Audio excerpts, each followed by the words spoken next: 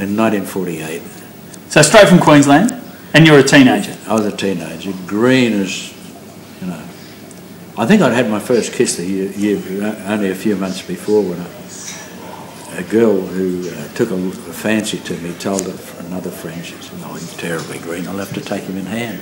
So you got off the train, what, at Central? Got off the train at Central, and these three guys met. I don't know who the third guy was. But they were friends of yours? Yeah, one of them was Milton Mitchell, who was very well known around the traps, and Norman Erskine, the singer, who was just starting out. He took me down to East Sydney and got me a room in Eurong Street. Oh, yeah. And two little old Scots ladies ran it. Then they walked me up to the cross, and I was absolutely dumbstruck. So describe it. What are we talking, like Darlinghurst Road? We're talking Darlinghurst Road with this crowd, with people were everywhere. You know, this was a Sunday, and in Brisbane you could fire a cannon down any street and there's nothing, you know. Yeah. And there were flash cars outside the ABC, like Packards with white. The old Woolworths building, yeah. Big old green building on Darlinghurst Road. Yeah. Yeah, big Packard limousine with white wall tyres, I think there were two major milk bars, Burt's and the Clock. The Clock was quite often where the prostitutes were hanging out. Right. We got to know them. I got to know a couple of the prostitutes who were. So were they very visible? No.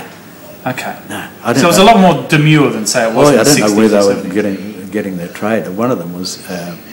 She was very motherly, and we called her Mother Helen. Because if anyone was in trouble, Mother Helen would be likely to say, "Look, you come and sleep on my floor." So where was the Clock? The Clock milk bar? Clock was probably about 50 yards up from Burt's. So Burt's was across, pretty much from where the train station is now? Across. Yeah, across the road. Across the road. Where the injecting room is now? Yes, that's what you said. Right? Okay. And then,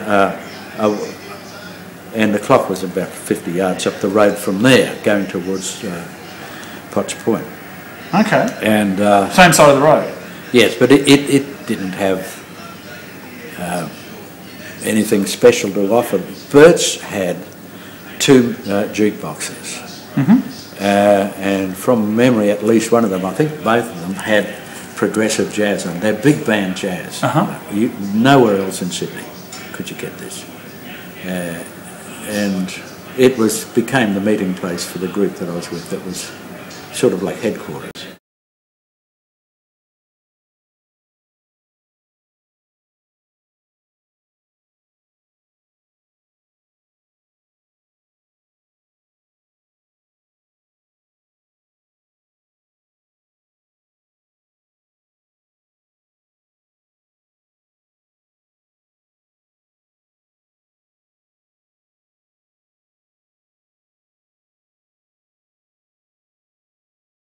Okay, so it was like a gang of teenagers, and they used to hang out at Burt's, well, yeah? Just not a gang. I mean, a crowd, a loose collection. A loose collection of teens. But you called them, what did they call them? Sharps or Sharpies? No, we actually didn't call one another that.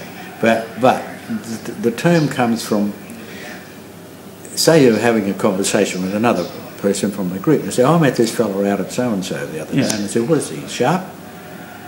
And that was it. The sharp meant was he one of us, or was he a square, which meant he was not a follower of jazz.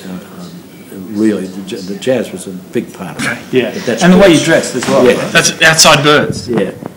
Okay. And that's, if you look at it, you'll see these from here to there. They're all part of our group. Yeah.